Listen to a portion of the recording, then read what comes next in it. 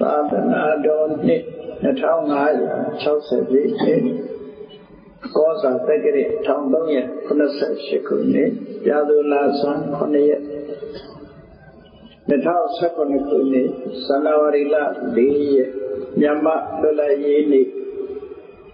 ရန်ကုန်တိုင်းဒေသကြီးတကုံမြို့နယ်ပြည်လံပြည်သူရင်ပြင်၌ရန်ကုန်တိုင်းဒေသကြီးအစိုးရအဖွဲ့မှကြီးမှုကျင်းပအပ်သောနှစ်ဦးတရားအလှူတော်သာသနာ့ပူဇာမြတ်မင်္ဂလာအထူးဓမ္မသဘင်အခမ်းအနား၌အမတဒါနဓမ္မဒါနအဖြစ်ဖြင့်ဟောကြားအပ်သောအကျဉ်းတရားပညာစွမ်းအားဖြင့်လောကသားတို့ကိုကယ်တင်သူအကြောင်းတရားဒေသနာတော်ဒီကနေ့ညဓမ္မသဘင်အခမ်းအနားကိုရှင်ဘုန်းတော်သခင်ရှင်တော်မြတ်ဘုရား၏မဟာကရုဏာဂုဏ်ကိုအာယုပြုကာတည်ကျူဖွဲ့စွာသောဝန္ဒနာပနာမအာတိတဘာသာကိုရစ်စုပူဇော်ခြင်းဖြင့်စတင်ကြရအောင်ယောကပကောတိဒီတိအပမေယံသာလံကလွန်တော်တိဒုက္ခရာတိခေရံကတောလောကအတိတာယာနာထောနမောမာကာရုဏိကတတတယောနာထောဝိတိယမြာစွာတတဝါဤချမ်းသာစီပါလိုလားတောင်းတကုံပုံခါသည်ဖြင့်နာထမိညာကျေရှင်တော်မြတ်ဖရာသည်ကပ္ပကောတိဟိပိဂရေကမအရေးအတွက်သင်္ချာတို့ဖြင့်တော်လဲ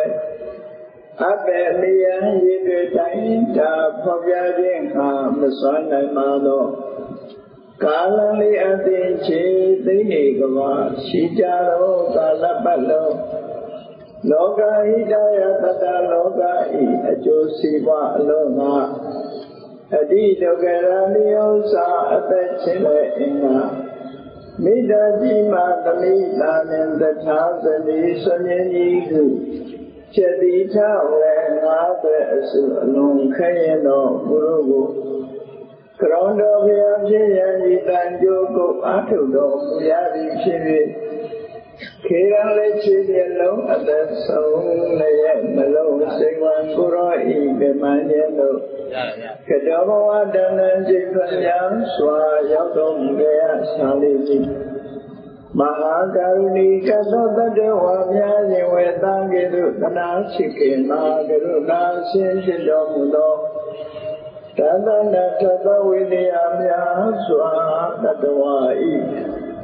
ချမ်းသာစီးပွားလိုလားတောင်းတခုံပုံခါလည်းဖြင့်နာထပညာထိုးရှင်တော်မြတ်တရားအားနမောယုတိကြောင့်ကြောင့်မင်္ဂလျော်ဖြင့်ကရောယုကျိုးရှိခိုးခြင်းသည်အထုဘဝတုစေခြင်းမသိဖြစ်ပါစေတည်း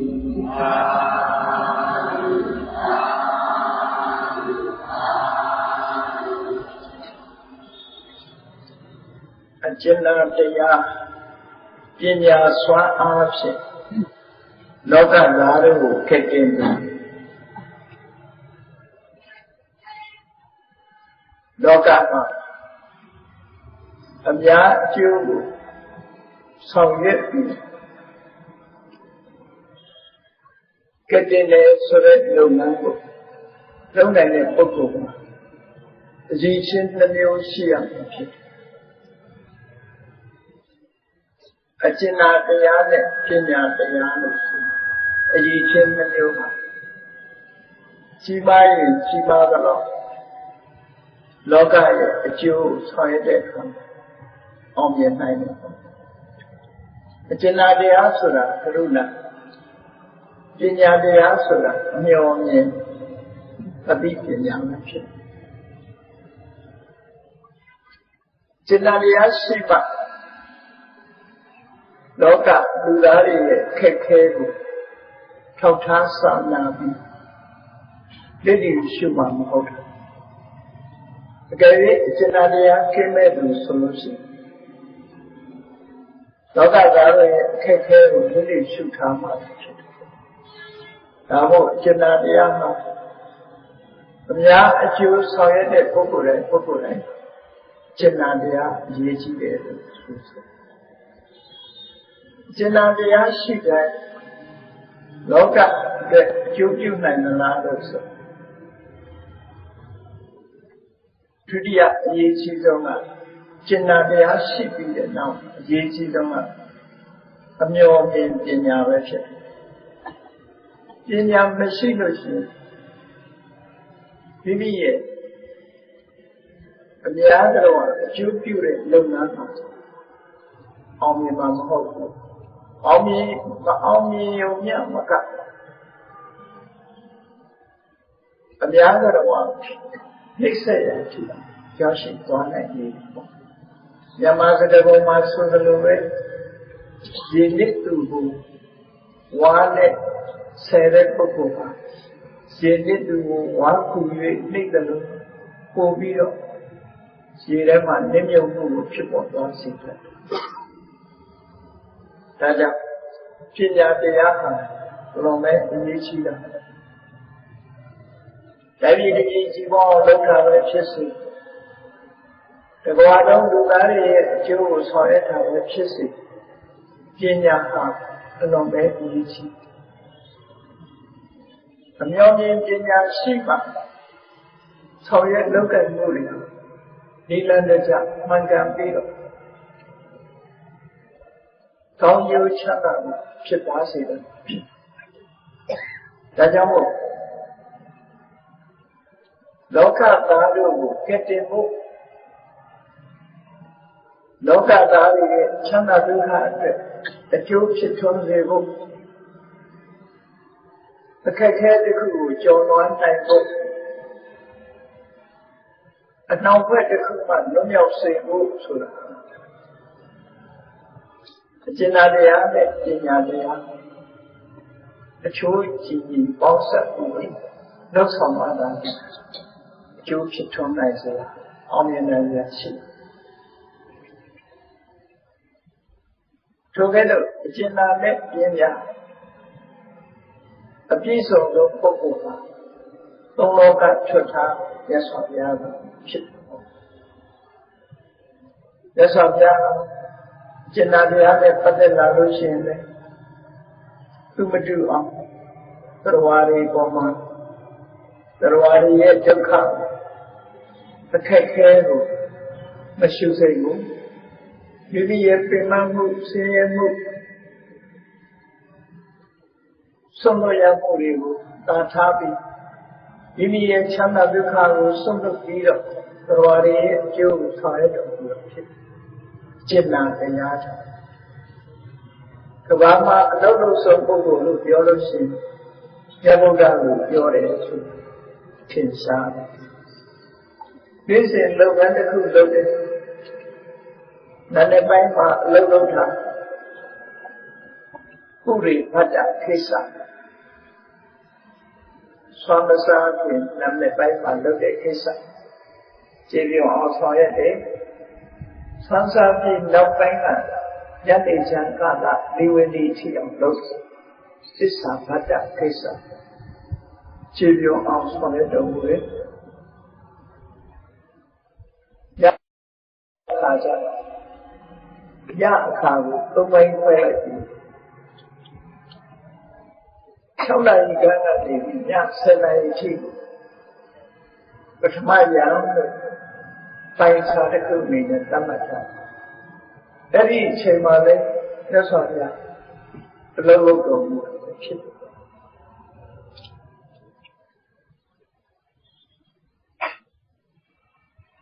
အလင်းရန်မစ္စည်းမရံလို့ခေါ်တယ်7နာရီကျော်ကနေစပြီးနိုင်ရန်တစ်ချက်လောက်ဖြစ်တယ်အဲ့ဒီအတွင်းမှာလည်း4နာရီအချိန်ကိုအချိန်နဲ့ချိန်လျှော့ပြီးတော့အိပ်ဆက်နားနေတာ2နာရီလောက်ပဲအိပ်ဆက်နားနေရှေ့ပိုင်း2နာရီလောကသားတို့အချိန်ပေးပြီးဆောင်ရွက်တော်မူဖြစ်လောကလူသားတွေမှာ ဒါနဲ့ပိုင်းပါလေသက်ဆောင်ဘုရားနဲ့ဆုံတွေ့ကြတယ်နေ့လယ်ပိုင်းမှာလည်းဆုံတွေ့ကြတယ်ညဥ်ရပိုင်းမှာလည်းဆုံတွေ့ကြတယ်သို့တော့ညနေပိုင်းရောက်လာတဲ့အခါလူတွေရဲ့သဘောကအိပ်စက်နာနေကြတဲ့အချိန်ကောင်းကင်ဘုရားလက်တည်ရှင်မာတွေဟာသက်ဆောင်ဘုရားထံရောက်ရှိပြီးတော့လာကြထိုရောက်လာတဲ့လက်တည်ရှင်မာတွေရဲ့သိရတဲ့မိဂုံးတွေကိုဖြေတာပဲသူတို့နဲ့သိရတဲ့တရားဓမ္မဟောတာလို့နှစ်နာရီကြာသက်ဆောင်ဘုရားဆောင်ရွက်လုပ်ကြရုံပဲအလုံးသိကြတဲ့အတိုင်း38ဖြာမင်္ဂလာတရားတော်ရှိ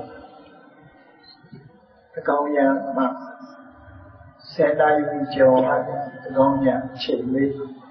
ဟောတဲ့တရားတော်ဖြစ်တယ်နာသာလျောရဲ့မိဘကိုဖြည့်ဆိုတဲ့အနေနဲ့အစစ်အမှန်မင်္ဂလာတရား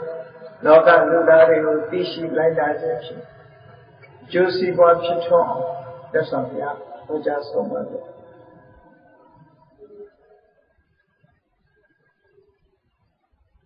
မြစ်တဲ့ပိုင်ရောက်သွားတယ်အလင်းရရဲ့နောက်ပိုင်းနနာရောက်တဲ့အခါမြတ်စွာဘုရားတဏီကိုပြန်မှန်းဆောင်သရဝရရဲ့အကျိုးကိုယ့်ရဲ့ချမ်းသာမှုကိုမငဲ့ပဲ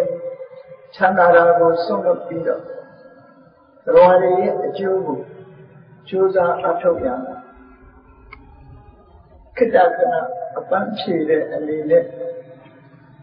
လက်ရဘက်ကိုစောင်းပြီးတော့ခိတ္တကနာပြောင်းဆက်အဲ့ဒီချိန်လေးကအနားယူတဲ့ချိန်ပဲဖြစ်တယ်။တခါပစ္စည်းပါရဖို့ခေါ်တယ်။ဒါကြတစ်ချက်နောက်ပိုင်းရောက်တဲ့အခါမှာစောစီအယမထားပြီးလောကကြီးကိုကြည့်တယ်။နောက်ပြီးတော့ဉာဏ်ကိုရခြင်းကိုဖြန့်ချက်ပြီးတော့မိမိတရေသုံးနေထိုင်ရာခန္ဓာကိုယ်ကြောင်းကနေပြီးတော့ဖြန့်ကားပြီးတော့ကြည့်လိုက်စစ်ထိုက်တဲ့သတ္တဝါဆုံးမရမယ့်ပုဂ္ဂိုလ်ဟောပြောပြီးဆင်းရဲဒုက္ခကိုလွတ်စေရမယ့်ပုဂ္ဂိုလ်မျိုးလောကကြီးတစ်ခုလုံးကိုဖြန့်ချက်ပြီးထို့သောကြည့်တဲ့အခါမှာအားဖြင့်တွင်းကိုသာရှိတာမဟုတ်ပဲကောင်းကင်ရတဲ့လက်တည်ဒီမာတွေထိအောင်လက်ဆောင်ရချက်ပြီးရှိတာဖြစ်တယ်ထိုက်တဲ့ပုဂ္ဂိုလ်တွေကဘလောက်ဝိလန်တဲ့ဒေသမှာပဲရှိ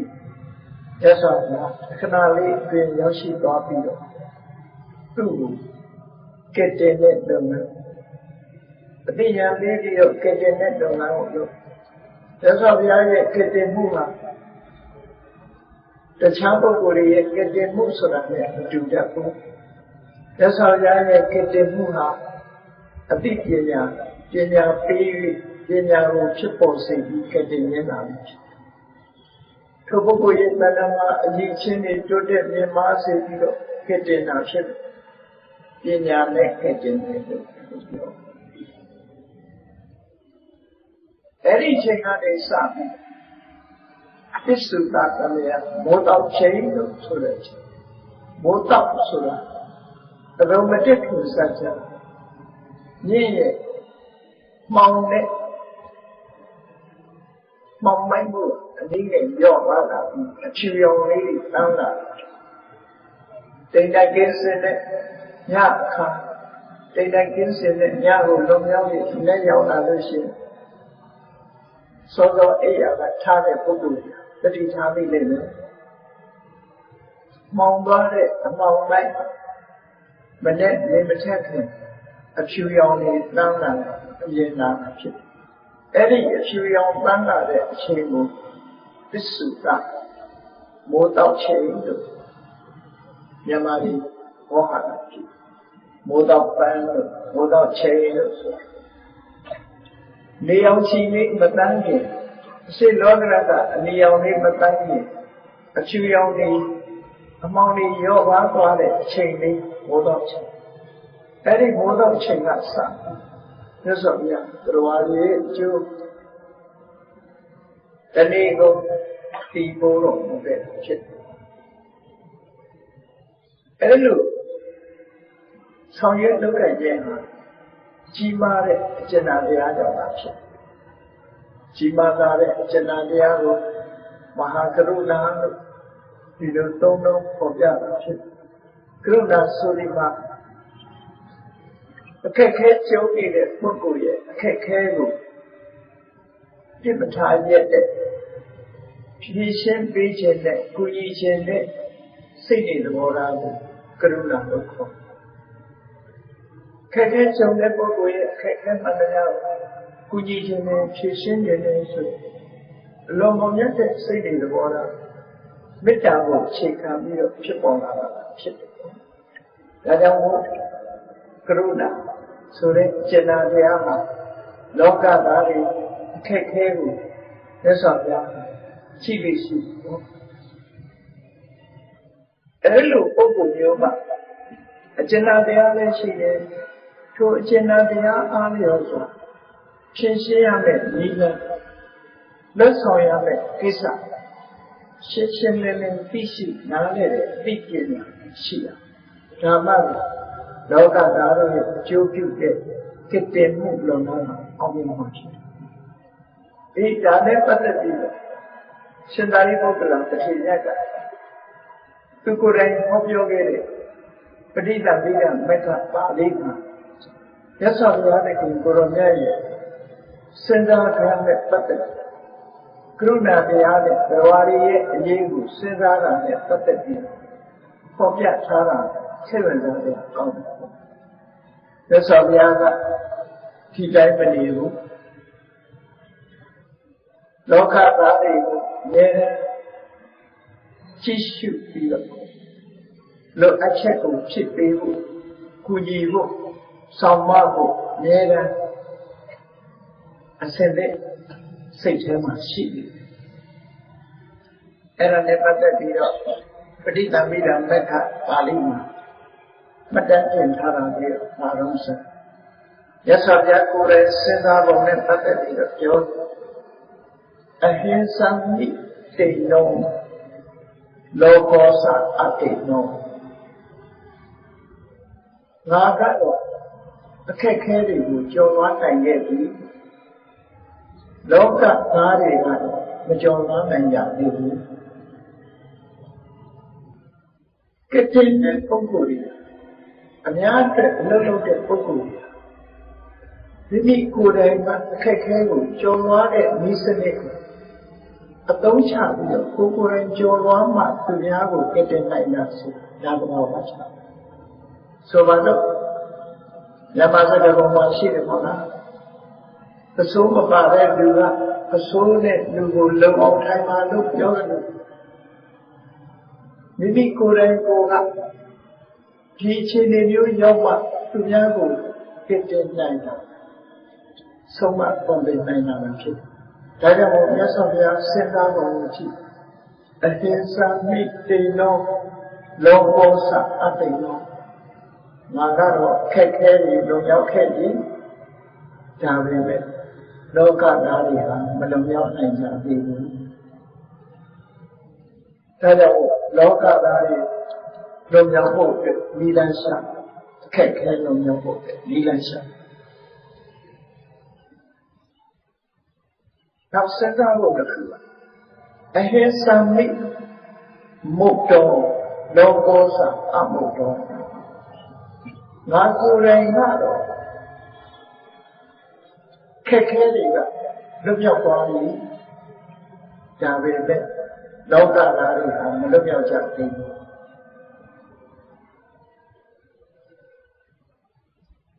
အဟိသမိဇန္တောလောကောသအဋ္ဌတောငါကိုယ်တိုင်ကလေ့ကျင့်ထားပြီးသားဖြစ်နေပြီအရာရာကိုရင်ဆိုင်နိုင်ဖို့ငါကိုယ်တိုင်ကလေ့ကျင့်သင်ကြားထားပြီးသားဖြစ်နေပြီလောကသားတွေမှာအစမဲ့မဖြစ်သေးဘူးလေ့ကျင့်သင်ကြားဆုံးမထားတာမရှိသေးဘူး ဒါမိမိရဲ့ခြေနေနဲ့လောကသားတွေရဲ့ခြေနေကိုဆက်ဆက်လက်ဆက်ဆင်ញသုံးသပ်မှုပဲဖြစ်တယ်အဟိံစာမိတန်တော်လောကောသအတ္တတော်ငါကိုယ်တိုင်ကစိတ်နှလုံးအေးချမ်းမှုရပြည့်နေပြီလောကသားတွေကစိတ်နှလုံးအေးချမ်းမှုမရကြနိုင်ဘူးအဟိံစာမိအတ္တတော်လောကောသအနတ္တတော်ငါကိုယ်တိုင်ကတော့အသက်ရှင်ချောင်းပြီးနေတာထိုင်တာအနေထားမျိုးကိုရရှိနေလောကသားတွေကအသက်ရှင်မချောင်ကြသေးဘူးဒုက္ခတွေကြုံတွေ့နေကြသေးတယ်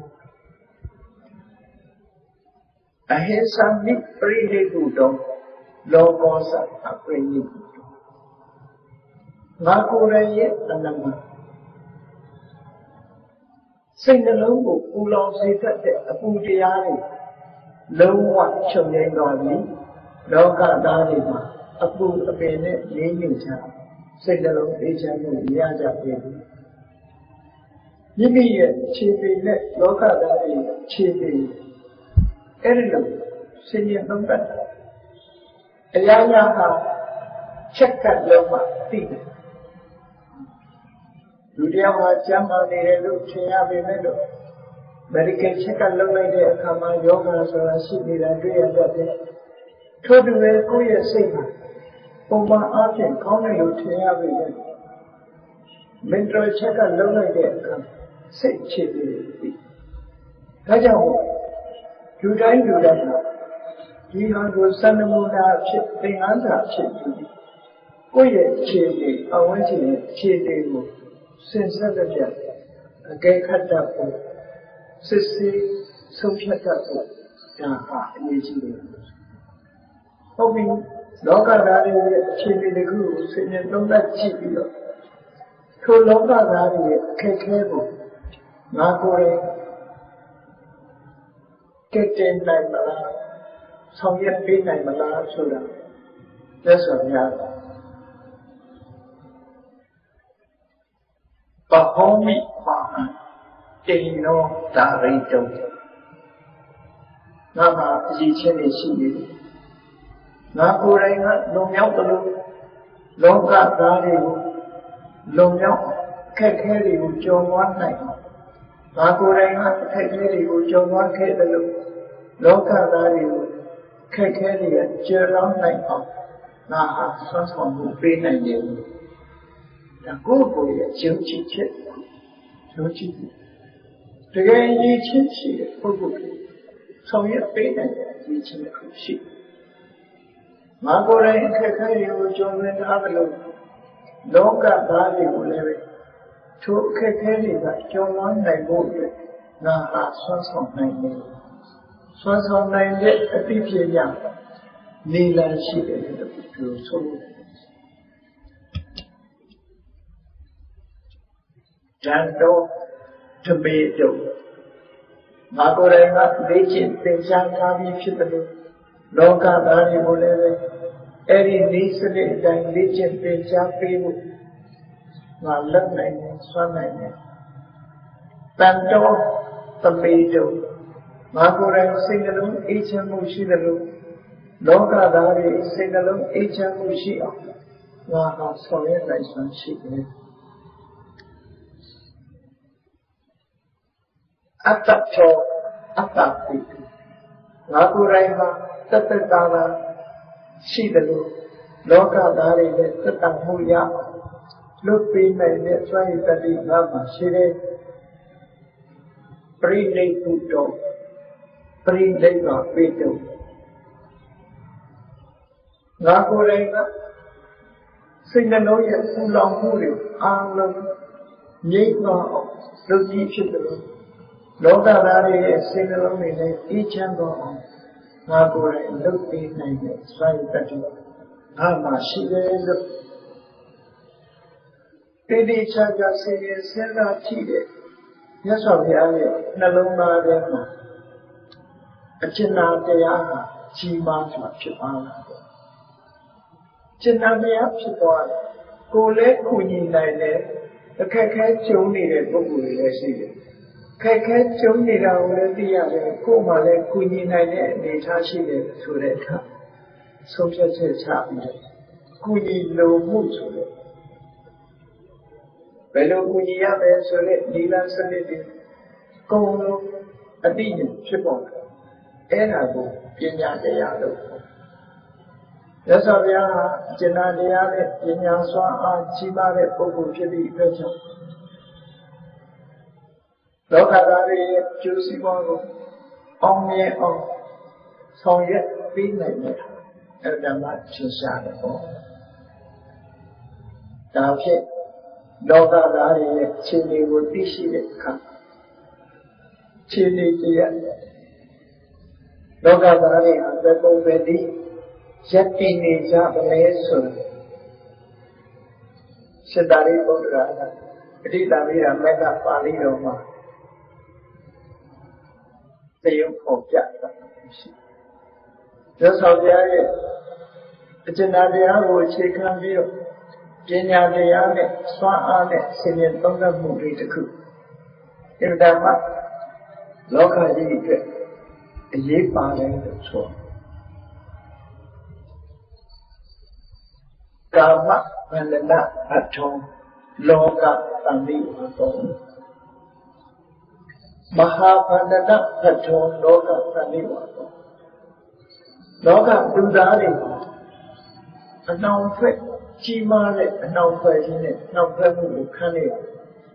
Lama Ashino Durian Pogo Lula de Suicide Nanga Kupoma Dayo also the Pokuri Siga Nedio, Kube also Muyashina, Independence, Lula Ye, Lukoja, Kubure Lula De, Padugoma, Mikos Yamlo, Kovago, Chocha, Anna Baby, Kovago, Sophia Nagashi, Projected Sonico Yuchi, Projected Langa Sound Language, Independence. Tumia Chaman and Landu Mobile, Kukura Yucheret, Kukura Yucheret, Lancet, Kukura no song and Yabi solution during a relative Amaja. Todo, Malumala Chedidari, Tama Anita Aten, Shadriza, Dudai, Yamananga, Yomeswing, Yamananga, Tigani. Chelsea, Kunia, the Lay, the Lay, Chelsea, Kunia. Time about the Luja, also through Luja, through Shokane, Langa, through Usomu, Naga, Lania, Chini, the Kura, Kokure, Golu, Suya, Kuba, Jaranja, one and the Tamu, Shara again. Nippon Chelsea Joke. Every Chelsea Jola, Lula de Loka, Sugar, other Yomas, independent country, Koja Mabe, Lula de Nanga the Coup. Chota, Anna Baby, Lula de Nanga the Coup, Yo. Todo Lula, Lula had a city leading Sura. Petit Taja, Petit Taja. Any Lulamu Mashida freedom Machina Sulu Ludi Narualo Lulate freedom came out Chile Todo Ludi Ban Any Chow Jen Soy Loka Yao Chen Singalo Manyan Chen Now ye get sick to general Surabhi, Lurina, Lumachim Sina, Loka Darina, they charge cheaper solution, Ludan, Uban Toka cleaning these items. Uban Toka looks Surabia. Vidasu get Uvana, Siwaye get Usbana, Dumuye get Uvana. Jamali, Kenyali, Katuana, ပတ်ဝန်းကျင်ကိစ္စတွေနဲ့ပူပန်နေကြနောက်ဆုံးမှာဘယ်သူမှပူကြမရှိဘူးဆိုတဲ့လူကြောက်ပါကိုယ့်အတွက်ကိုယ်ချမ်းသာရေးကိုယ့်ခြေတွေအတွက်လူတွေကပူပန်နေကြတော့ကကိနဲ့နေထားဆိုတာမရနိုင်ကြဘူးပူပန်မှုတွေလူတွေရဲ့စိတ်နှလုံးကိုနှောင့်ယှက်ထားလို့ရှိအဲ့ဒီလိုအနှောင့်အယှက်တွေမြတ်စွာဘုရားပနာစရာအဖြစ်ရှိတယ်။ဒါမှအဖြစ်တော့လူတွေဟာစမ်းနိုင်တယ်၊သွားနိုင်တယ်၊လုံနိုင်တယ်၊ဝတ်နိုင်တယ်၊တိုင်းနိုင်တယ်ဆိုတော့ freedom လို့ဟောမိ independence တော့ဖြစ်တယ်။သို့တော့ freedom မဖြစ်ဘူးဆိုတာသင်ရှားဘယ်လိုမှမိကိုစရာမလိုပဲနဲ့ကိုယ်စိတ်တိုင်းကြနေနိုင်တာသေပြီးတရားဝတိလို့ခေါ်ဘယ်သူမှချေချုံမဟုတ်ဘူးဘယ်သူအမိန့်မှနာခံရတာမဟုတ်ပဲနဲ့ကိုယ်ပိုင်ဆုံးဖြတ်ခွင့်ရှိနိုင်တယ်ဆိုတာက independence သို့တော်လူတွေမှာလုံးဝလွတ်မြောက်မှုဆိုတဲ့ freedom ကိုရပါလို့ဆိုမရကြဘူး independent တော့ဖြစ်တယ် freedom မရှိကြသေးဘူးလို့ပြောအနှောင်ဖွဲ့လူတွေမှာအများကြီးဖြစ်တယ်အရာပြောလဲပြောမယ်ဆိုရင်မိသားစုအနှောင်ဖွဲ့စီးပွားရေးဆိုတာလည်းအနှောင်ဖွဲ့တစ်ခုအလုံးအနှောင်ဖွဲ့နေကြထိုင်ကြဖြစ်အဲ့ဒါကိုမြတ်စွာဘုရားကလောကသားတွေအတွက်ကြည့်လိုက်တဲ့မဟာဗန္ဒနာဖတ်ထုံးတကယ်ကိုကြီးကျယ်တဲ့အနှောင်ဖွဲ့ခြင်းနဲ့ချုပ်နှောင်ထားခြင်းခံရတဲ့လောကသားတွေဟာအနှောင်ဖွဲ့ကမလုံရောက်ကြသေးဘူးချုပ်နှောင်ထားခြင်းခံရတယ်ဒီလိုရှုမြင်အဲ့လူတွေကတော့ကိုယ့်ကို freedom လို့ထင်တာတကယ်ကတော့အနှောင်ဖွဲ့ကိုမရှိအဲ့ဒီအနှောင်ဖွဲ့တွေကဘာတွေလို့ဆိုချင်းရာဂဗန္ဒနေနပတ္ထောရာဂဗန္ဒနေနပတ္ထောတွေ့တာမှုဆိုတဲ့အနှောင်ဖွဲ့လူတိုင်းနှောင်ဖွဲ့တာဖြစ်မိသားစုပေါ်မှာတွေ့တာမှုတွေရှိကြတွေ့တာမှုရှိခြင်းလို့လည်းရှိတွေ့တာမှုမှာမပါလို့ရှိရင်လူလောကမှာမပြည့်စုံသလိုဖြစ်တွေ့တာမှုတွေကိုယ်ပြန်ပြီးတော့ချုပ်နှောင်နေမှလူတွေဟာပဋိပဋ္ဌာန်းမကြဘူးမိသားစုဘဝရောက်လာပြီဆိုလို့ရှိရင်တွေ့တာမှုကိုယ်ဝင်ရောက်လာတယ်ရာဂဆိုတွေ့တာမှုအနှောင်ဖွဲ့ခြင်းတစ်ခုပဲမိမိကိုယ်တိုင်ကဆုံးခွာပြီးတော့မတော်နိုင်ဘူးကိုယ်ကတယောက်တည်းနေတာမို့အနှောင်ဖွဲ့กินလာလို့နေလို့ရှိရင်အနှောင်ဖွဲ့မกินဘူးသူ့မှာအမြဲတမ်းပါနေတယ်လိုချင်မှုတွေ့တာမှုမျှော်လင့်မှုဆိုတဲ့အနှောင်ဖွဲ့ကြီးအတူမှရှိဒါကြောင့်လိုချင်မှုဆိုတဲ့တဏှာရာဂမဖယ်ရှားနိုင်သေးတဲ့ကာလပတ်တော့ရာဂဆိုတဲ့အနှောင်ဖွဲ့ကြီးထဲမှာလူတွေဟာနှောင်ဖွဲ့ခြင်းကိုခံရတယ်အဲ့ဒီနှောင်ဖွဲ့ခြင်းဟာရိုးရိုးအနှောင်ဖွဲ့တဲ့ပိုးခိုင်တယ်ဖြတ်ထွက်သွားလို့မရဘူးရိုးရိုးအနှောင်ဖွဲ့ကနေရုပ်ထွက်လို့ရှိရင်လွတ်ကောင်းလွတ်နိုင်တော်လည်းဒီအနှောင်ဖွဲ့ကလောကလူတွေဟာရုံနိုင်ဖို့ရအားကြီးကုန်ခန်းနေကြတယ်တချို့ကြတော့ထားတယ်လို့တော့မသိဘူးဒါကြောင့်ရာဂဗန္ဒနေနဖတ်ထုံလောကတဏှိဝံတို့လူသားတွေတွေ့တာမှုလိုချင်တတ်မဲ့မှုဆိုတဲ့တဏှာရာဂချုပ်နှောင်ထားတယ်ဒါကြောင့်ရာရာကိုဆုံးခွာသွားနိုင်ခြင်းမရှိကြဘူးတွေ့တာမှုတွေနဲ့ပဲလောကလူတွေကဘာနဲ့ဥပမာတူလို့ဆိုလို့ရှိရင်ပင်ကူအိမ်လုပ်တဲ့ပင်ကူကောင်းတဲ့အလားတူတူသူ့ရဲ့ကိုယ်ကထွက်တဲ့ချင်းမြင်နေတဲ့သူ့ကိုပြီးတော့ရစ်ပတ်နေပိုးချီလုပ်တဲ့ပိုးကောင်းလိုပဲသူ့ကိုယ်သူပြန်ရင်ရစ်ပတ်ရဲနဲ့သူ့ကိုယ်သူနှောင်ဖွဲ့ပြီးသားဖြစ်နေတယ်ပေါ့အဲ့ဒီလိုသူ့ကိုယ်သူပြန်ပြီးတော့နှောင်ဖွဲ့ပြီးဖြစ်တွေ့တာမှုတွေကနှောင်ဖွဲ့လိုက်တယ်လူကိုတွေ့တာတဲ့ရာဂကလည်းနှောင်ဖွဲ့တယ် ပစ္စည်းဥစ္စာကိုတွေ့ကြတဲ့အခါကလည်းနှောင်ဖွဲ့တယ်ယာတုဂုံသိစိတ်စိတ်ဥစ္စာအကျော်အစောကိုလိုလားတဲ့တွေ့ကြမှုကလည်းသူ့ရှစ်ပတ်နှောင်ဖွဲ့ချလို့လူတွေဟာရုံးထွက်ဆွမ်းရုံးထွက်နိုင်ဆောင်မရှိကြဘူးလို့ဆိုအဲ့ဒါကြောင့်လူလောကကြီးဟာအနှောင်ဖွဲ့နေတဲ့နှောင်ဖွဲ့ခြင်းခံရ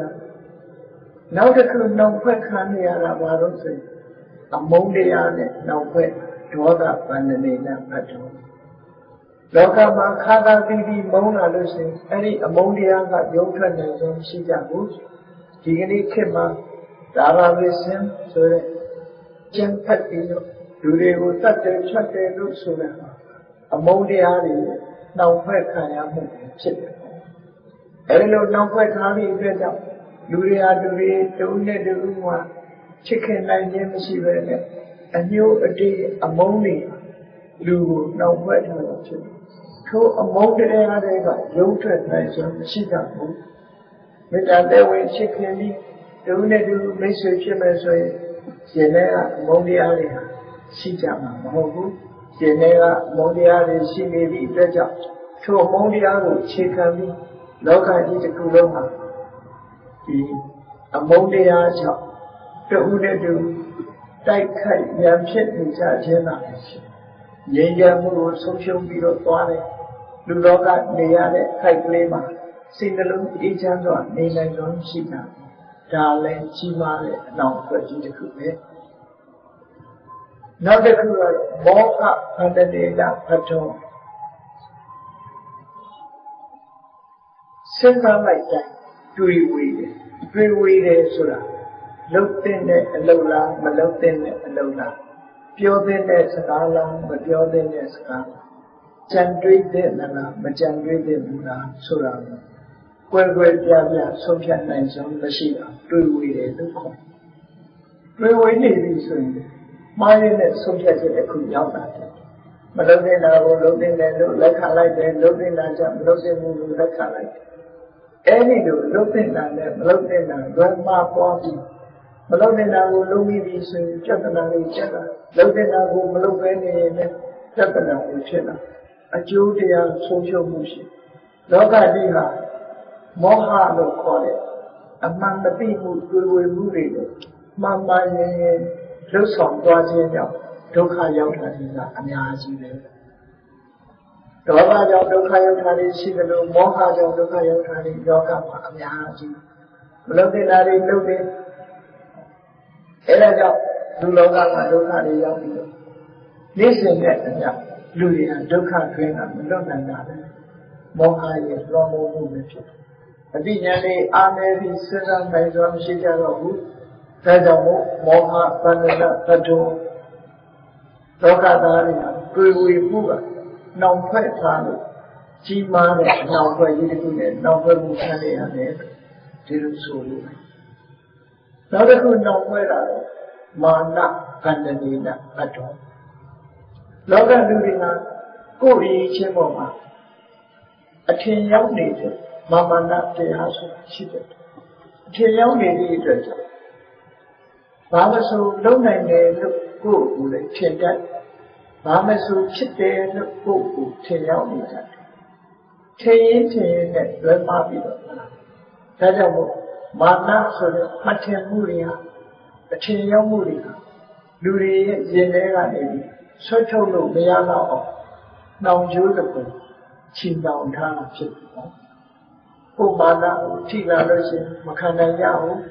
မခံနိုင်တဲ့အတွက်လူတွေကမာနကိုအကြောင်းပြုပြီးတော့ဒေါသတွေဖြစ်ကြတယ်ဒီလိုဖြစ်တယ်အဲ့ဒီလိုမာနကိုအကြောင်းပြုပြီးလောကကြီးငြိမ်းချမ်းမှုမရကြဘူးဒီနှောင်ဖွဲ့ထားတဲ့မာနဆိုတဲ့နှောင်ဖွဲ့ကြီးကိုလည်းရှင်တွေကရှင်းမပြနိုင်ပါဘူးလေးစားရမယ့်ပုဂ္ဂိုလ်မလေးစားရမယ့်ပုဂ္ဂိုလ်ဒါတွေကိုမသိတော့ဘူးကိုယ်အချင်းကိုလုပ်တာကိုဖြစ်တယ်လို့စိတ်ထဲမှာထင်ရောက်ပြီးလွယ်မှားတဲ့လမ်းကြောင်းတွေကိုရှောက်ခြင်းအဖြစ်သရဝါတွေဟာဆင်းရဲဒုက္ခရောက်ရှိသွားကြတယ်ဒါမာနရဲ့အနှောင်အဖွဲ့မာနအနှောင်အဖွဲ့ဖြစ်သည့်အတွက်ကြောင့်ကိုယ်ရဲ့တာတဲ့ပုဂ္ဂိုလ်ရဲ့ ပြောဆိုချက်တွေဆုံးမတွေကိုလက်ခံနိုင်စွာမရှိကြဘူးကောင်းတယ်လို့ပြောတာကိုလည်းလက်ခံနိုင်စွာမရှိဘူးကိုလုံးဝအဟုတ်ထင်ပြီးတော့နေတတ်တာလေမာနအနောင်ဖွဲ့တဲ့ကမယုံနိုင်ခြင်းတစ်ခုပဲကိုလုံးဝဖြစ်တယ်ကိုလုံးထားတာအမှန်ကိုလုံးထားအမှားလို့တွေးနေလို့ရှိရင်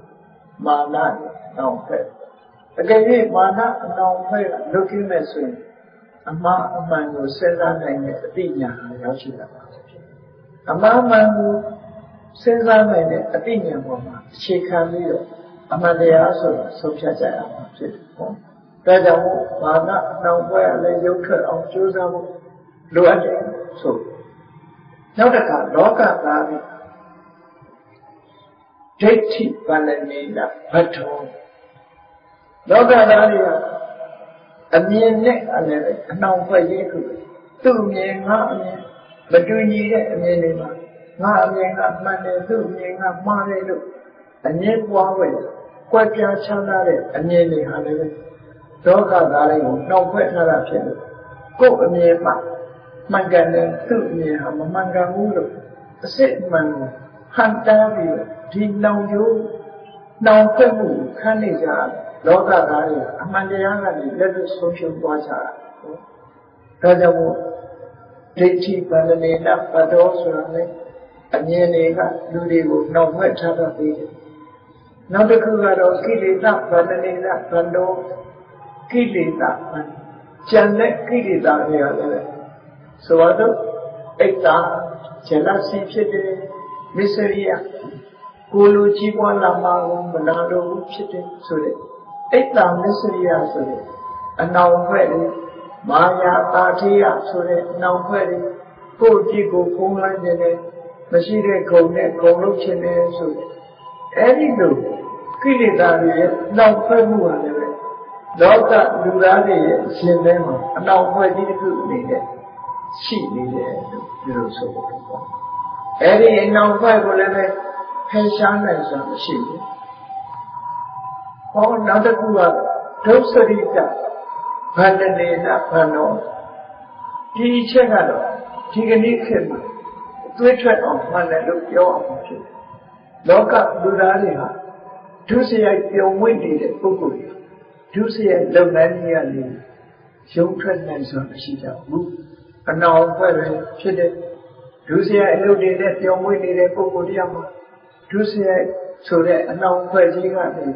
ဘယ်လိုမှရုံမထွက်နိုင်လို့ဒီကနေ့ခေတ်ဒုစရိုက်တွေလွန်မိုးနေတဲ့ခေတ်ကြီးတစ်ခုဖန်တီးနေတယ်လို့ရှိလောကကြီးလူတွေဟာအိတ်ကောင်းခြင်းပဲအိရစားကောင်းခြင်းမစားရငြိမ်ငြိမ်ချမ်းချမ်းနဲ့မနေနိုင်ကြဘိုးရှိခေတ်ကာလငြိမ်းချမ်းတဲ့ခါသမယမှာဆိုရင်အပါရုဒ္ဒကရ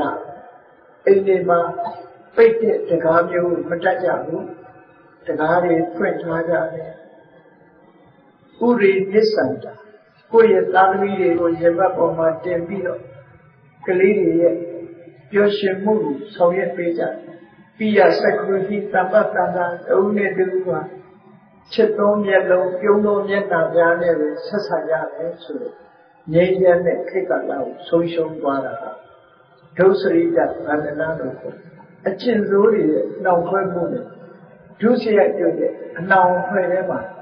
တန်လျာလဲနေပြီးအတွက်ကြောင့်လောကကြီးဆိုးတွေနဲ့ကြုံတွေ့နေကြတယ်ဒီကနေ့ခေတ်ကြီးမငြိမ်းချမ်းမှုဆိုတာကဒုစရိုက်အနောင်ဖွဲ့တဲ့ကလွတ်အောင်မယုံနိုင်တဲ့ဖြစ်တယ်ပေါ့ကောင်းတဲ့အကျင့်တွေဖော်ဆောင်နိုင်ရင်မရှိကြဘူးမကောင်းတဲ့အကျင့်မှာပဲရုံထွက်ဖို့မကြိုးစားကြဘူးကောင်းတဲ့အကျင့်ကိုဖော်ဆောင်ရင်မလုပ်ကြတဲ့ဒီထဲမှာပဲတန်လျာလဲပြီးတော့နေကြတယ်သူဆိုဒုစရိုက်နဲ့အတိုင်းဝိုင်းမှာလူတွေဟာရှင်းလဲနေပြီအတွက်လောကကြီးမှာငြိမ်းချမ်းမှုကိုဆုံးရှုံးလက်လွတ်ဆုံးရှုံးသွားကြတာဖြစ်လူလေးယောက်မှာတယောက်တန်လူကောင်းရှိတဲ့ကလိယုဂဆိုတဲ့ခေတ်ကြီးထဲမှာအခုလိုလေးယောက်ကအခုချိန်မှာလူလေးယောက်ထဲမှာတယောက်ကအကောင်းရှိတယ်ဆိုတယောက်တော့မှပဲတချမ်းကအကောင်းမရှိတော့ဘူးလို့ပြောရမယ့်အခြေအနေမျိုးကိုရောက်အကောင်းကအလွန်ရှားသွားပြီလို့ဒီလိုပြောရမယ် ဒုစရိုက်တွေလွန်မိုးနေတဲ့ခက်ကြီးဒုစရိုက်တွေရဲ့အနှောင်ဖွဲ့ကိုခံနေရတယ်လို့မြတ်စွာဘုရားကလောကသားတွေကိုကြည့်လိုက်တဲ့အခါအလွန်တနာတော်မူတဲ့စိတ်ဓာတ်တွေဖြစ်ပေါ်လာအဲ့ဒီဖြစ်ပေါ်လာတဲ့အတွက်ကြောင့်ဒီလိုအနှောင်ဖွဲ့တွေကနေလွတ်ဖို့ရတဲ့နိလန်းကိုရှာတာသိတာပညာရဲ့စွမ်းအားတာဖြစ်တယ်လောကကြီးအခုပြောခဲ့တဲ့အနှောင်ဖွဲ့တွေကလွတ်မြောက်ဖို့အတွက်မြတ်စွာဘုရားဤစနစ်တွေကိုပေးတော်မူခဲ့တာဖြစ်တယ်ဒါကအနှောင်ဖွဲ့ကလွတ်ဖို့အတွက်တက်တာဖို့အတွက်မမြဲတဲ့သဘောတရားကိုဆင်ញင်စဉ်းစားဖို့မမြဲတဲ့သဘောတရားကိုဆင်ញင်စဉ်းစားခြင်းနဲ့ဆိုတွေ့တာမှုတွေကိုလျှော့ချနိုင်တယ်တခုပေါ်တခုမှာမုန်းတီးနေခြင်းအဖြစ်မဆုံးနိုင်တဲ့ရန်မျိုးတွေကိုဖြစ်နိုင်တာဖြစ်သောကြောင့်တခုပေါ်မှာတခုမေတ္တာစိတ်ထားခြင်းအဖြစ်ဒေါသဆိုတဲ့အနှောင်ဖွဲ့ရတဲ့လွတ်မြောက်နိုင်တဲ့နိလန်းကိုပေးထားတယ်အသိပညာတွေကိုစီးပူးအထောက်ခြင်းဖြင့်မောဟဆိုတဲ့အနှောင်ဖွဲ့ကိုဖြေလျော့ပေးလို့လည်းရနိုင်တယ်လေးစားရမယ့်ပုဂ္ဂိုလ်ကိုလေးစားခြင်းအရာရာမှာရှုမြင်သုံးသပ်နိုင်ခြင်းဖြင့်မာနဆိုတဲ့အနှောင်ဖွဲ့ကိုလည်းလျှော့ချလို့ရသူ့မြင်ကိုအမြင်မှန်ကန်တဲ့အမြင်ဆိုတာကိုနိုင်ချိန်စဉ်းစားတတ်တဲ့အသိဉာဏ်ရှိလာပြီဆိုလို့ရှိရင်ဒိဋ္ဌိဗန္ဒနာလို့ခေါ်တဲ့အမြင်အနှောင်ဖွဲ့ကိုလည်းလျှော့ချနိုင်ရတာဖြစ်တယ်လူတယောက်ကြီးပွားတိုးတက်လာလို့ရှိရင်ဇလစီမဖြစ်ဘဲနဲ့ဝမ်းသာနိုင်တယ်အားလုံးကမိမိတို့ပဲကြီးပွားလို့ကြတာကြီးပဲဖြစ်တယ်ဆိုအိတ်တာအနှောင်ဖွဲ့မစ္စရိယအနှောင်ဖွဲ့ဆိုတဲ့ကိလေသာအနှောင်ဖွဲ့ကိုလည်းလျှော့ချပြီးထွက်ပေါက်ရပေါ်နိုင်တာဖြစ်တယ်သူစရိုက်တရားတွေကိုပွားများအထောက်ချင်းဖြင့်ဒုစရိုက်ဆိုတဲ့အနှောင်ဖွဲ့ကြီးကိုဖြည့်လျော့လို့ရပါတယ်ဆိုဒီနည်းစနစ်တွေကိုသက်ဆောင်ရတဲ့ကိုရောမြတ်တတ်တာကိုနိလန်းကိုပေးခဲ့တာဖြစ်နောက်ဆုံးမှာလုံးဝလွတ်မြောက်အောင်ခင်တင်တဲ့နိလန်းကတော့လူတိုင်းရဲ့တဏ္ဍာမှာရှိတဲ့လူတိုင်းဟာဘာလို့ထင်နေကြပါလဲဆိုရင်ကိုငါတို့ထင်တယ်ငါဟာလို့ထင်တယ်အမျိုးသားအမျိုးသမီးဒီလိုအစွဲလန်းနေတဲ့အထင်ရောက်နေကြတာဖြစ်တယ်အဲ့ဒီအထင်တွေဟာတစားစီ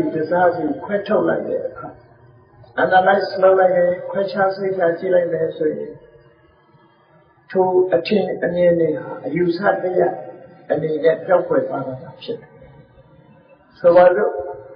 လူတွေကအားလုံးကသိမှတ်ပြုထားတယ်ဒီကြီးပေါ်ပေါက်တဲ့အရာတခုကိုသစ်ပင်လို့သတ်မှတ်ထားလိုက်တယ်သစ်ပင်လို့ခေါ်နေတယ်အဲ့ဒီသစ်ပင်ဟာအားလုံးပေါင်းစပ်ထားတဲ့အချိန်လာလေးသစ်ပင်ဆိုတဲ့အယူဆရှိတယ်အမြင့်တခြားအတိုင်းတခြားအခက်တခြားခေါ်တခြားခေါ်တခြားအားလုံးတစ်ခုစီခွဲခြားစိတ်ဖြာပြီးကြည့်လိုက်မယ်ဆိုရင်သစ်ပင်ပဲမလဲလို့မင်းယူရတော့အောင်ကြောက်ွယ်သွားမှာဖြစ်တယ်ပေါ့ထို့တူပဲလူဆိုတာဟာလည်းရုပ်နဲ့နာမ်နှမျိုးကိုခွဲခြားကြည့်လိုက်တာရုပ်နဲ့နာမ်နှမျိုးသာရှာတွေ့မှာဖြစ်ပြီးလူဆိုတာဘယ်မှာလဲလို့မေးယူရမယ်အနေအထားမျိုးဖြစ်ပါတယ်အရာဝတ္ထုတစ်ခုဟာအသိဉာဏ်နဲ့ခွဲခြားစိတ်ချလိုက်လို့ရှိရင်ပျောက်ကွယ်သွားတဲ့အရာတွေ concept လို့ခေါ်တဲ့အယူဆတရားတာဖြစ်အစစ်မှမဟုတ်ဘူးဆိုတာဓမ္မထင်ရှားအဲ့ဒီအစစ်မှမဟုတ်တဲ့အရာတွေပေါ်မှာလူတွေကဘာကြောင့်ဆွဲလန်းရတယ်လဲလို့ဆိုလို့ရှိရင်အားလုံးတဏှာရဲ့မာနရဲ့ဒိဋ္ဌိရဲ့ဆိုဒီအမြင်တွေဆွဲလန်းနေကြတယ်တဏှာရဲ့အမြင်ကငါဟာလို့သိလိုက်တဲ့အမြင်မျိုးဖြစ်တယ်ဒိဋ္ဌိရဲ့အမြင်ကငါလို့ဆွဲလန်းတာဖြစ်တယ်မာနအမြင်ကငါဖြစ်နိုင်တယ်ငါလုပ်နိုင်တယ်ဆိုတဲ့အရေးချင်းပေါ်မှာဆွဲလန်းတာဖြစ်တယ်အနာဂတ်လက္ခဏာတုတ်အနေနဲ့ပြောမယ်ဆိုရင်ဧကမမဧတောဟမတတိဧတောမေအတ္တဧကမမဆိုတဏှာရဲ့ဉာဏ်ငါဟာပြီဧတောဟမတတိငါဖြစ်တယ်လို့ဆိုတာမာနရဲ့ဧတောမေအတ္တငါရဲ့အတ္တလို့ဒီလိုမြင်တာဒိဋ္ဌိရဲ့အမြင်နဲ့လို့နတ္တလက္ခဏာတုတ်ပြဒီလိုဆိုတာအဲ့ဒီအမြင်ကိုပြောင်းလဲပြရဒီအမြင်ဟာအမှန်မြင်တဲ့အမြင်လားလို့ဆိုအမှန်မြင်တဲ့အမြင်မဟုတ်ဘူး လွယ်မှားနေတဲ့အမြင်တစ်ခုသာဖြစ်တယ်အဲ့ဒီလွယ်မှားနေတဲ့အမြင်တစ်ခုကိုယထာဘူတံသမပညာယပฏิတ္တပံဤစနစ်တစ်ခုကိုမြတ်စွာဘုရားဟောကြားဆုံးမခဲ့အဲ့ဒီဤစနစ်ဟာ insight meditation လို့ကဘာကတည်နေတဲ့ဝိပဿနာကျင့်စဉ်ပဲဖြစ်တယ်နော်ဝိပဿနာဆိုဝိဆိုတာသူများနဲ့မတူတဲ့ထူးခြားတဲ့ပဿနာရှုမြင်သုံးသပ်မှုမတူတဲ့တာမန်လူတွေရှုမြင်တယ်လို့ရှုမြင်တာမဟုတ်ဘဲနဲ့မတူထူးခြားတဲ့ရှုမြင်သုံးသပ်မှုပါတာမန်လူတွေကတော့ငါလို့ထင်တယ်သူလို့ထင်တယ်အဲ့ဒီလိုပုဂ္ဂိုလ်တရားလို့ထင်နေတဲ့အချင်းဝိပဿနာဉာဏ်နဲ့ရှုလိုက်တဲ့ငါဆိုတာမရှိဘူးယုံနဲ့နာနဲ့နှစ်ခုသာရှိတယ်သူဆိုတာလည်းမရှိဘူးယုံနဲ့နာနဲ့နှစ်ခုသာရှိတတ္တပညာတရားဆိုတဲ့အယူဆတစ်ခုလုံးဝ just concept အယူဆတရားဖြစ်အမှန်ထွန်းထိုးရင်းပြီးတော့ကြည့်လိုက်မယ်ဆိုအယူဆတရားကိုဖောက်ထွင်းပြီးအတွင်းကိုနှိုက်ကြည့်လိုက်မယ်ဆိုလို့ရှိရင်သူ့အကြောင်းနဲ့သူဖြစ်နေတဲ့ယုံနဲ့နှစ်မျိုးသာရှိတယ်ဆိုတာတွေ့ရှိကြတာဖြစ်တယ်။အဲ့ဒီလိုယုံနဲ့နှစ်မျိုးသာတွေ့ရှိလာတဲ့အခါတဏှာနဲ့ငါဟာဆိုတာလည်းမဆွဲလန်းတော့ဘူးဒိဋ္ဌိအမြင်နဲ့ငါဆိုတာလည်းမဆွဲလန်းတော့ဘူးမာနအမြင်နဲ့ငါလုံနိုင်တယ်ဆိုတဲ့အနေအထားမျိုးလည်းဆွဲလန်းမှုမရှိတော့မှန်ကန်တဲ့အမြင်တစ်ခုနဲ့သိမြင်လိုက်တာနဲ့ကြပြိုင်နဲ့လူရဲ့စိတ်ဟာတဏှာမာနဒိဋ္ဌိဆိုမာရင်းနဲ့အမြင်တစ်ခုအမြင်တွေကနေပြီးတော့လွတ်မြောက်သွားခြင်းဖြစ်တယ်။အဲ့ဒီလွတ်မြောက်သွားခြင်းကိုပဲတကယ်လွတ်မြောက်ခြင်းမြင့်မြတ်တဲ့လွတ်မြောက်ခြင်းလို့ဒီလိုဆိုလို့ရတယ်။အဲ့ဒီလွတ်လပ်ခြင်းကတကယ် freedom စစ်ဖြစ်တယ်ပေါ့။ဘာကလွတ်တော်လဲတဏှာကလွတ်တော်လဲခန္ဓာကပြောတယ်သာသဆိုတဲ့အနှောင်ဘက်ကလွတ်သွားတယ်ဒေါသဆိုတဲ့အနှောင်ဘက်မောဟဆိုတဲ့အနှောင်ဘက်မာနဆိုတဲ့အနှောင်ဘက်ဒိဋ္ဌိဆိုတဲ့အနှောင်ဘက်ကိလေသာဆိုတဲ့အနှောင်ဘက်ဒုစရိုက်ဆိုတဲ့အနှောင်ဘက်တွေကဒီလိုအမြင်နဲ့မြင်လိုက်လို့ရှိရင်လုံးဝလွတ်သွားနိုင်တယ်ဆို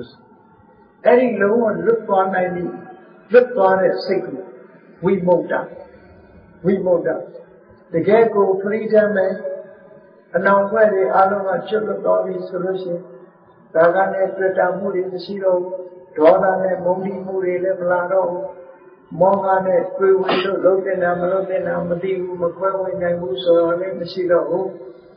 မာနနဲ့ကိုယ်အထင်ရောက်နေမှုဆိုတော့လည်းမရှိဘူးဒိဋ္ဌိနဲ့ပတ်သက်ပြီးအမြင်တွေကွဲပြားခြားနားမှုဆိုတော့လည်းမရှိတော့ဘူး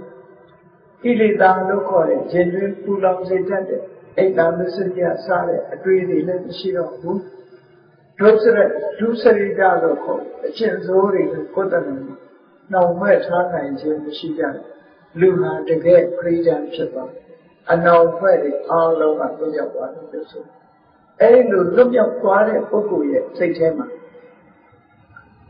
ကျေးဇူးတင်တဲ့အနေထားတွေပေါ်ထွန်းလာလောကလူတွေဟာအမှန်မသိရခင်ကလွယ်မှားနေကြတော့လေအမှန်သိပြီဆိုတဲ့အခါမှာထိုအမှန်သိအောင်ပြောပြတဲ့ပုဂ္ဂိုလ်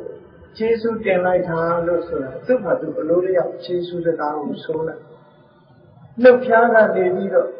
ဒီကနေ့ခေတ်မှာအလွယ်တကူကျေးဇူးတင်ပါတယ်ဆိုတာကိုပြောတာရှိကြတယ်ရင်ထဲကပြောတဲ့ကျေးဇူးတင်မှုဟုတ်ချင်မှာဟုတ်တယ်တကယ်အသိဉာဏ်ရသွားပြီဆိုတဲ့ပုဂ္ဂိုလ်တရားမှာရင်ထဲကနေပြီးဥလိုက်တဲလိုက်ကျေးဇူးတင်လို့ရင်ထဲကစကားပြီးနှုတ်ဖျားမှာရောက်လာခြင်းတာဖြစ်ဘူးပေါ့ဒီနေ့ခေတ်ကတော့ lip service ဆိုတဲ့အတိုင်းနှုတ်နဲ့ပဲလူတွေဟာအလုံးလုံးနေကြတာဖြစ်ဘူးပေါ့နှုတ်ဖျားလေးနဲ့လည်းလုံးလုံးပြီးတော့ဝိจิตတန်းပြီးကျေးဇူးတင်ကြတာမျိုးတွေမဟုတ်ပဲနဲ့ရင်ထဲနှလုံးထဲကနေပြီးပြောဆိုတဲ့ကျေးဇူးတင်မှုမျိုးဖြစ်လာမြတ်စွာဘုရားပေါ်မှာဘယ်လိုမြင်လာတယ်လောကသားတွေကိုတကယ်ကဲ့တင်တာအမှန်တရားကိုသိအောင်ဟောပြောဆုံးမပေးခြင်းဖြင့်ကဲ့တင်တာအစွမ်းတကူနဲ့ကဲ့တင်တာမဟုတ်ဘူးအသိဉာဏ်ရအောင်အနုတ္တမဏိပါတိဟာရိယလို့ခေါ်တဲ့ဆုံးမသွန်သင်မှုကိုပေးခြင်းဖြင့်ကဲ့တင်ခြင်းလာလည်းဖြစ်ဒါကြောင့်ဘုန်းကြီးတို့တွေဘ ဘုရားဝါဒဝင်သူတော်စင်တွေအနေနဲ့မြတ်ဗုဒ္ဓရဲ့အဆုံးအမရရှိကြိုးစားပြီးမှတ်သားကြရတယ်၊နာယူကြရတယ်၊သင်ယူကြရတယ်။မြတ်စွာဘုရားရဲ့အဆုံးအမစကားတွေက subject matter တွေဖြစ်လို့အဲ့ဒီ subject matter အကြောင်းအရာတွေပေါ်မှာမိမိကိုယ်ပိုင်ဉာဏ်ဖြင့်ဆင်ခြင်သုံးသပ်ပြီးလက်ခံသိမြင်လာတဲ့အခါမှာတကယ်ပညာ wisdom ဆိုတာဖြစ်ပေါ်နေတာဖြစ်တယ်။အဲ့ဒီပညာရှိဖို့ဒီပညာနဲ့ကိုယ့်ရဲ့ freedom ကိုလုံးနိုင်မှာဖြစ်တယ်။အဲ့လိုကိုယ့်ရဲ့လုံးဝအနောင်မဲ့တွေကလွတ်မြောက်တော်တာဟာမိမိကိုယ်ရဲ့အသိပညာကြီးမားစွာရရှိသွားပြီဆိုတာတကယ်လွတ်မြောက်မှုဖြစ်တယ်။ဒါဆောင်ရရဲ့ဒီအမြင်ကလည်းပဲသတ္တနာနုတ္တရိယဆိုတဲ့အကောင်းဆုံးအမြင်တစ်ခုယုံတဲ့တရားကိုသာမြင်ပြီးသင်္ခါရတရားတို့ရဲ့ချုပ်ရနိဗ္ဗာန်ကိုမြင်နေဆိုတာသတ္တနာနုတ္တရိယအမှန်ကန်ဆုံးအမြင်တစ်ခုရှိရမယ်အမှန်ကန်ဆုံးအမြင်ပေါ်မှာဖြေခံပြီးတော့မှန်ကန်တဲ့လမ်းကြောင်းကရှောင်လန်းတာပฏิပဒါနုတ္တရိယမှန်ကန်တဲ့လမ်းကြောင်းတိုင်းရှောင်လန်းမှမှန်ကန်တဲ့လမ်းကြောင်းနဲ့သွားမှမှန်ကန်တဲ့ပန်းတိုင်ကိုရောက်မှဖြစ်တယ်ပေါ့။ဒါကြောင့်မို့သတ္တနာဆိုတဲ့မှန်ကန်တဲ့အမြင်ရှိရမယ်။ပฏิပဒါဆိုတဲ့မှန်ကန်တဲ့ရှင်းစဉ်ရှိရမယ်။ရှင်းစဉ်ရှိတော့မှဝိမု ക്ത နုတ္တရိယလို့ခေါ်တယ်။တကယ်စစ်မှန်တဲ့ freedom ကိုရရှိမှာဖြစ်။ဒီကနေ့လွတ်လပ်ရေးမှာတကယ်အစစ်မှန် freedom ဆိုပြီးမှရှင်တွေကအနောင်ဘက်တွေလွတ်မှတကယ်စစ်မှန်တဲ့လွတ်မြောက်ရေးလွတ်လပ်ရေးဆိုတာကိုမှတ်သားနိုင်ကြရမှာ။ရသော်ဘုရားတကယ်ကိုရောမြတ်ကအတိညာဏ်ကိုဖြစ်စေခြင်းနဲ့ကိုယ်ရဲ့နဲ့မှနောက်ွက်ထားတဲ့အနောက်ဘက်တွေကလွတ်အောင်နိလန်းပေါ်ပြပြီးအတိညာဏ်ကိုဖြစ်ပေါ်အောင်လမ်းညွှန်မှုပြခြင်းကြောင့်ရသော်ဘုရားပေါ်မှာယေရှုတင်တဲ့ပုဂ္ဂိုလ်တွေဒီလိုလွတ်မြောက်တဲ့စိတ်ရှိသွားပြီဆိုရင်ဘုရားပေါ်မှာယေရှုတင်ကြတယ်။ယေရှုတင်မှုဟာအင်တာနက်ဒီနှုတ်ထဲကနေယေရှုတင်တာမဟုတ်ဘဲနဲ့ရင်ထဲကနေပြီးတော့ယေရှုတင်ရတာဖြစ်တယ်။ယေရှုတင်တဲ့အခါမှာဘုဒ္ဓသောဘဂဝါသောဘဂဝါထိုမြတ်စွာဘုရားတခင်ကိုရောမြတ်ကြီးဟာဘုဒ္ဓသစ္စာလေးပါးအမှန်တရားကိုယ်တိုင်သိရှိတော်မူတာမှန်ပါလေ။ဘောဓာယဓမ္မံဒေတိကိုယ်တိုင်သိရှိပြီးတဲ့အခါမှာတရားတွေသိရှိဖို့အတွက်အဆုံးအမတရားကိုဟောပြောနေတာဖြစ်တယ်။သဘောပေါက်သွား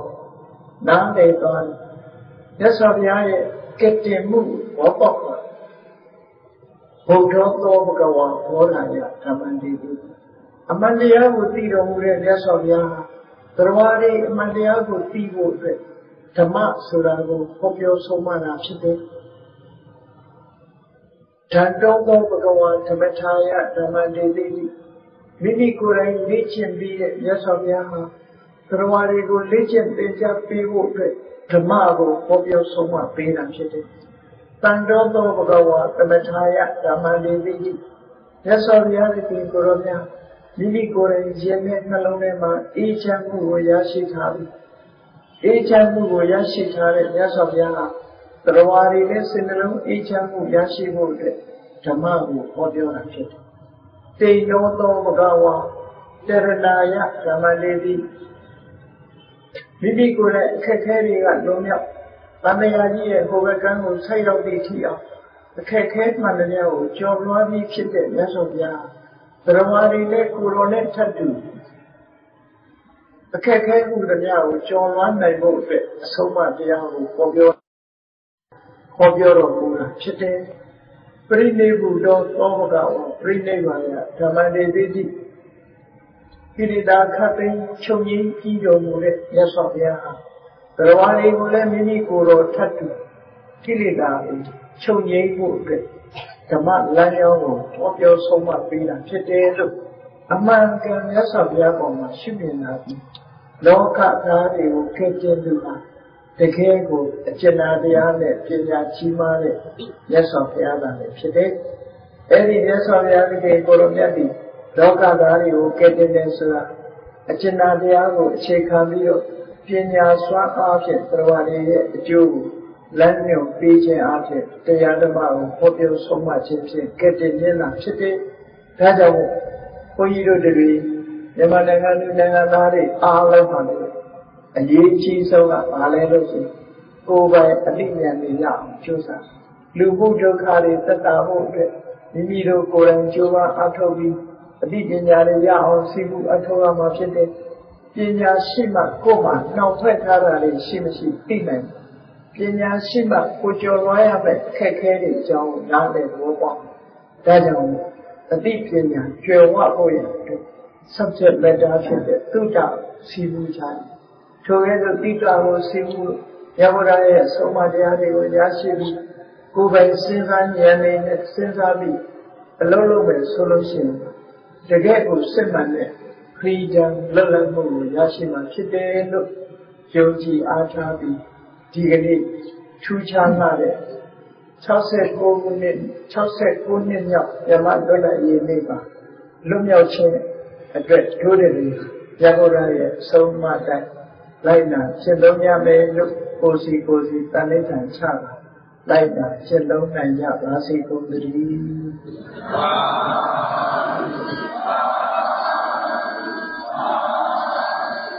ပိတ္တပို့ကြမယ်တတဝါများစွာ